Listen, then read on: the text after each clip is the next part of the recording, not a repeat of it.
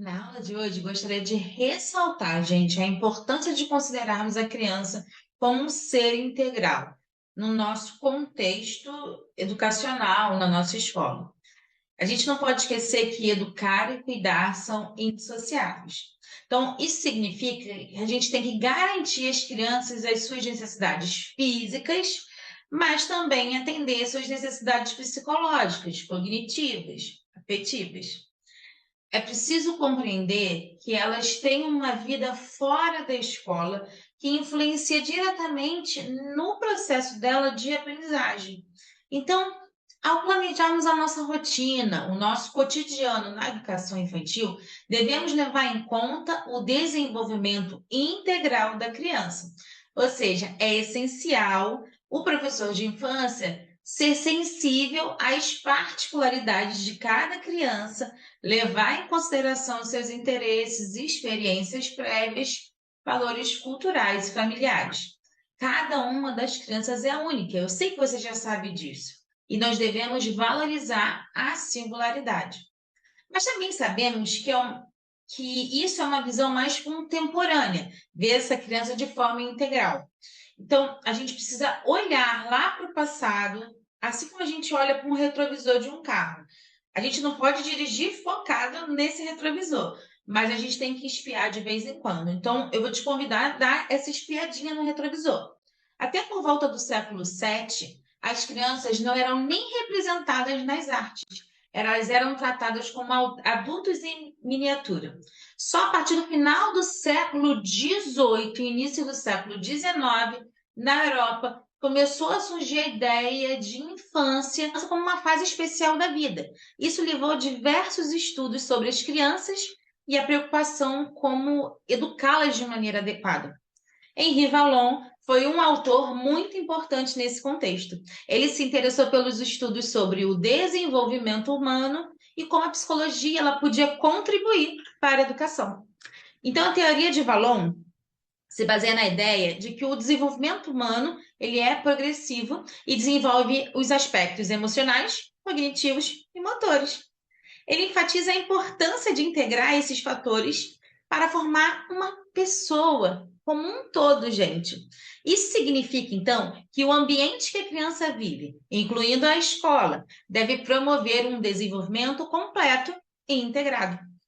E aqui no Brasil, nós temos isso garantido por lei, na LDB, no artigo 29. Ao pensar e considerar a teoria de Vallon, enxergamos que a escola, então, ela precisa olhar para além do aspecto cognitivo da criança. E o nosso papel como professora de infância é muito importante nesse processo. Quando a gente educa somente para um aspecto, a gente vê, então, desconexões de um ser integral, passando a educar, então, de forma fragmentada. Está fazendo sentido? Por exemplo, já percebeu que nós, adultos, temos a tendência de desenhar de forma muito semelhante? Isso pode estar relacionado à falta de vivências estéticas na escola e em outros contextos pedagógicos durante a nossa infância. Nesse momento, eu quero que você pause esse vídeo e realize a próxima aula, a prática da próxima aula. Vivencie a experiência do desenho. Depois eu volto aqui para a gente continuar a nossa reflexão. Agora que você retornou, me diz como é que ficou o seu desenho. Ficou parecido com o meu? Isso existe algumas razões que podem contribuir para essa questão. Por exemplo, quando éramos crianças, talvez não tivemos oportunidade de experimentar diferentes estilos de desenho, explorar materiais artísticos, vivenciar a linguagem gráfica. Então, a gente não desenvolveu habilidades sólidas nessa linguagem. A falta desses estímulos, ela pode ter limitado o nosso desenvolvimento e habilidades artísticas e desenvolvidas, então, um desenho mais simplificado, tá? De linha única, bem comum na nossa idade adulta. Mas um outro motivo que pode também ser, talvez, a ênfase excessiva na reprodução. E muitas instituições educacionais, frequentemente, o foco era colocado nas reproduções dos desenhos estereotipados. Copiar figuras, personagens, desenhos animados, levar modelos específicos. Isso pode ser levado a nós, quando criança, não entender a grandeza da nossa própria expressão artística.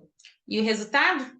A gente pode ter adquirido um estilo de desenho mais limitado, mais comum, sem referências personalizadas. Pode ter sido, então, a falta de vivências estéticas, que a gente não foi estimulada a imaginação e a criatividade e o nosso potencial.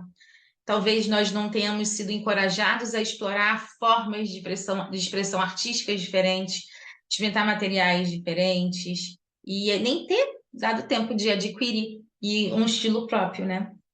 Mas, gente, isso são hipóteses que eu estou levantando, né? Podem ter tido outros fatores que terem influenciado no nosso estilo de desenho, uma mesma faixa etária, mídias e etc, né?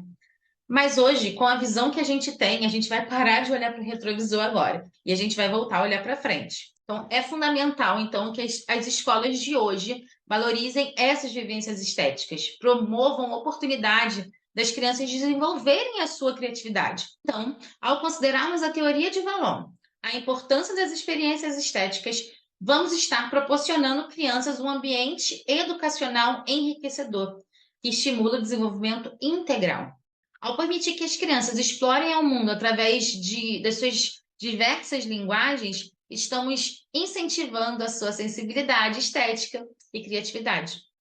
Então, aqui agora, cabe a gente fazer algumas reflexões, que eu vou deixar aqui no diário de reflexões, tá? Para você responder com calma.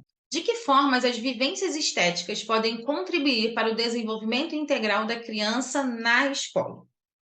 Como as atividades estéticas podem influenciar no desenvolvimento emocional das crianças?